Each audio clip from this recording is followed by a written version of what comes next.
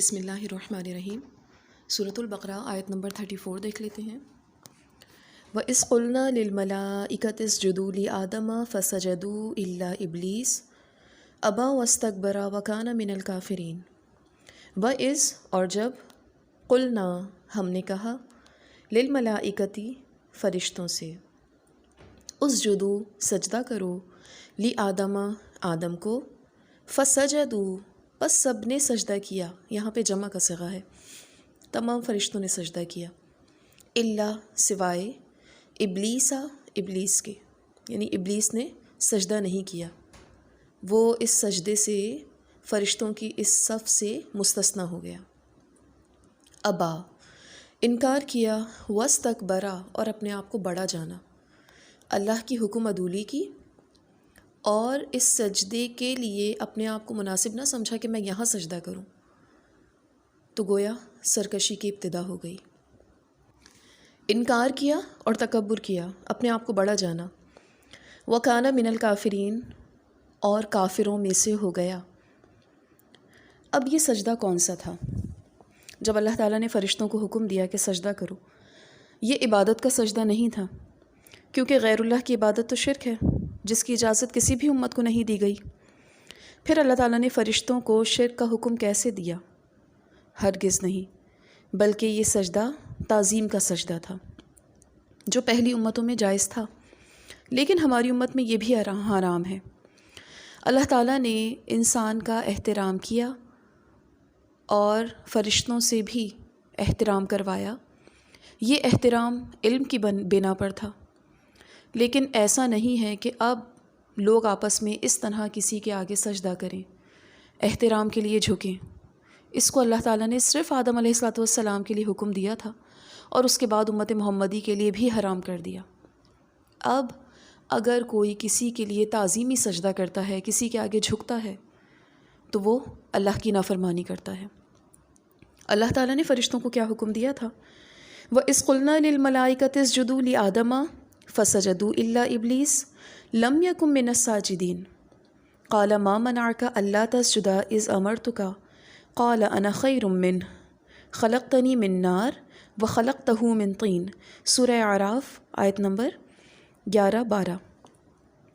تو یہاں پر جب اللہ تعالیٰ نے فرشتوں کو حکم دیا تھا کہ وہ آدم علیہ السلام کا احترام کریں، تو ابلیس کے دل میں اسی وقت حسد، بغض، کینہ آ چکا تھا اور اس نے آدم علیہ السلام کا احترام کرنے سے بھی انکار کیا۔ کیا کہا تھا؟ وجہ کیا بنی؟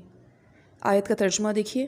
پھر ہم نے فرشتوں سے کہا کہ آدم کو سجدہ کرو، تو انہوں نے سجدہ کیا، مگر ابلیس وہ سجدہ کرنے والوں میں سے نہ ہوا۔ اللہ نے فرمایا، تجھے کس چیز نے روکا کہ تو سجدہ نہیں کرتا جب میں نے تجھے حکم دیا؟ اس نے کہا، میں اس سے بہتر ہوں، تو نے مجھے آگ سے پیدا کیا اور تو نے اسے مٹی سے پیدا کیا۔ اسی طرح ایک اور وجہ بھی اس نے بتائی۔ سورہ بنی اسرائیل آیت نمبر 61 میں کہتا ہے، وَإِذْ قُلْنَا لِلْمَلَائِكَةِ اسْجُدُوا لِآدَمَ فَسَجَدُوا إِلَّا إِبْلِيسَ قَالَ أَأَسْجُدُ لِمَنْ خَلَقْتَ طِينًا۔ اور جب ہم نے فرشتوں سے کہا کہ آدم کو سجدہ کرو، تو انہوں نے سجدہ کیا، مگر ابلیس اس نے کیا کہا؟ میں اسے سجدہ کروں جسے تو نے مٹی سے پیدا کیا۔ سورہ کہف میں فرمایا، وَإِذْ قُلْنَا لِلْمَلَائِكَةِ اسْجُدُوا لِآدَمَ فَسَجَدُوا إِلَّا إِبْلِيسَ كَانَ مِنَ الْجِنِّ فَفَسَقَ عَنْ أَمْرِ رَبِّهِ۔ اور جب ہم نے فرشتوں سے کہا آدم کو سجدہ کرو، تو انہوں نے سجدہ کیا، مگر ابلیس وہ جنوں میں سے تھا، سو اس نے اپنے رب کی حکم کی نافرمانی کی۔ حضرت انس بیان کرتے ہیں، رسول اللہ نے فرمایا، قیامت کے دن سب مومن جمع ہو کر آدم علیہ السلام کی خدمت میں حاضر ہوں گے اور عرض کریں گے، آپ تمام انسانوں کے جد امجد ہیں، آپ کو اللہ تعالیٰ نے اپنے ہاتھ سے پیدا کیا اور اپنے فرشتوں سے آپ کو سجدہ کروایا اور آپ کو تمام اشیاء کے نام سکھائے، تو آپ ہمارے لیے اپنے رب کے حضور میں سفارش فرما دیں تاکہ ہمیں آج کی اس مصیبت سے نجات مل جائے۔ صحیح بخاری کتاب التفسیر باب قولی تعالی وعلم آدم الاسماء۔ تعظیمی سجدے سے متعلق نبی صلی اللہ علیہ وآلہ وسلم کا فرمان بھی دیکھ لیتے ہیں۔ حضرت معاذ بن جبل جب یمن سے لوٹے تو انہوں نے عرض کیا، اے اللہ کے رسول، میں نے یمن میں دیکھا کہ وہاں کے لوگ یعنی اپنے پیشواؤں اور علماء کو سجدہ کرتے ہیں، کیا ہم آپ کو سجدہ نہ کیا کریں؟ آپ نے فرمایا نہیں، اگر میں کسی انسان کو حکم دیتا کہ وہ کسی دوسرے کو سجدہ کرے تو میں عورت کو حکم دیتا کہ وہ اپنے خاوند کو سجدہ کرے۔ مسند احمد، ترمذی، کتاب الرضاع، باب ما جاء فی حق الزوج علی المرأة۔ اب یہاں پر دیکھیں کہ اللہ کے نبی نے اپنی ذات کے لیے بھی سجدے کی نفی کی، تو اس کے علاوہ امت میں کون اتنا ہے کہ ہم اس کے لیے تعظیمی سجدہ کریں، جبکہ اللہ کے نبی نے اس سے منع فرمایا۔ افسوس کی بات ہے، جاہل صوفی عوام جب پیروں کے پاس حاضری دیتے ہیں تو انہیں سجدہ کرتے ہیں، اور وہ بھی اس پر خاموش رہ کر ان کی حوصلہ افزائی کرتے ہیں۔ اللہ تعالیٰ نے آدم علیہ السلام کی تخلیق کے بعد فرشتوں سے انہیں سجدہ کروایا، یعنی تمام انسانیت کا احترام فرشتوں میں بھی ہے، اور انسان کے احترام میں ہی، انسان کے اعزاز میں ہی پوری کائنات کو اللہ تعالیٰ نے سجا دیا۔ ہر مخلوق انسان کے فائدے کے لیے کام کر رہی ہے۔ ابا واستکبر، ابلیس نے سجدے کرنے سے انکار کیا اور راندہ درگاہ ہو گیا۔ حضرت ابو ہریرہ سے روایت ہے، رسول اللہ نے فرمایا، جب آدم کا بیٹا سجدے کی آیت تلاوت کرتا ہے اور پھر سجدہ کرتا ہے تو شیطان ایک طرف ہو کر رونے لگتا ہے اور کہتا ہے ہائے افسوس، ابن آدم کو سجدہ کرنے کا حکم ہوا تو اس نے سجدہ کر لیا، اس لیے اسے جنت ملے گی۔ مجھے سجدہ کرنے کا حکم ملا تھا مگر میں نے نافرمانی کی تو مجھے جہنم ملے گی۔ مسلم، کتاب الایمان۔